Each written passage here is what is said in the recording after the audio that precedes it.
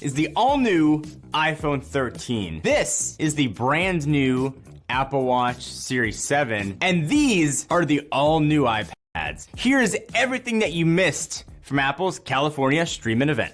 So the iPhone 13 is finally real, and it's kind of spectacular. So there are 4 different models here. You've got the iPhone 13, the last year of the Mini, the 13 Pro, and the 13 Pro Max.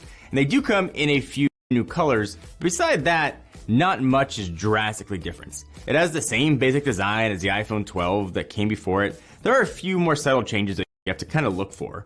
So first, the notch is smaller this time around. It's actually 20% smaller, but still houses all the same Face ID sensors. So on the back of the 13 and 13 Mini, you now have a new diagonal camera layout that allows for sensor shift tech. This was technology that originally was only in the iPhone 12 Pro Max, has now made its way to the entire iPhone 13 line. So on the Pro side, the camera's got kind of chunky, but there's a bunch of new things there. So first, you're gonna have better low light and better smart HDR4 processing.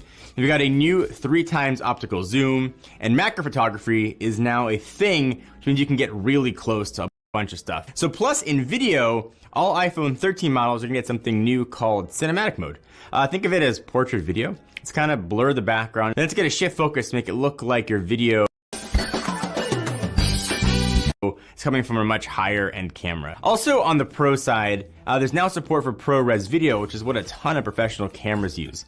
There's also new photographic style mode, lets you adjust how the camera's taking pictures. So powering the iPhone 13, the whole line, is a new A15 Bionic processor. Think of it as the very close cousin of the M1.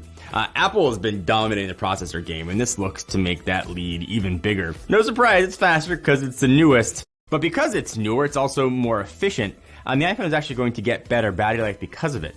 Actually up to 2.5 hours more on the iPhone 13 and the iPhone 13 Pro Max, which is huge. So these phones will be available for pre-order starting Friday the 17th and will be available for pickup or delivery on September 24th, all for the same prices as before. Sometimes leaks are dead on accurate, and sometimes they miss by a country mile. And oh man, did the leaks and rumors of the Apple Watch Series 7 completely miss the mark. We did not get a new redesign. Essentially, we just got a bigger looking version of what we already have, but you can see it. This is the Apple Watch Series 7, and it looks very similar to the Series 6 we had before. So like I said, display is a bit bigger with a 1.7 millimeter thin bezels and more curvy design, but visually, let's be honest, it looks identical. The bigger display does give us new features though. So there are more watch faces that show more information on the bigger screen. Plus the Apple Watch is more durable now, so like that's a plus.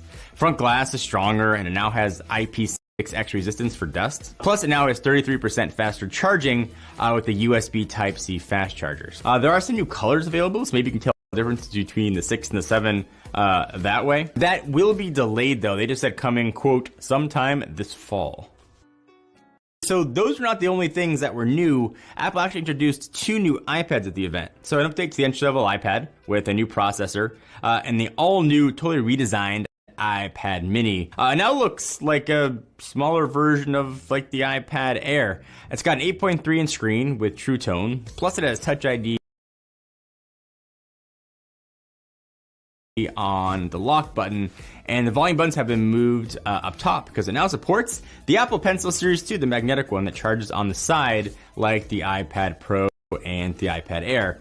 Now has USB Type-C, which is awesome, and 5G options if you want cellular. Around back, the camera is getting updated with Smart HDR and True Tone Flash, and up front, the camera is now wide angle and supports Center Stage, which is going to use software to kind of move the camera around for you. Lastly, there are new speakers, which should make this a great device on the go. The iPad is available for order actually today, and it'll be out next week, starting for $400.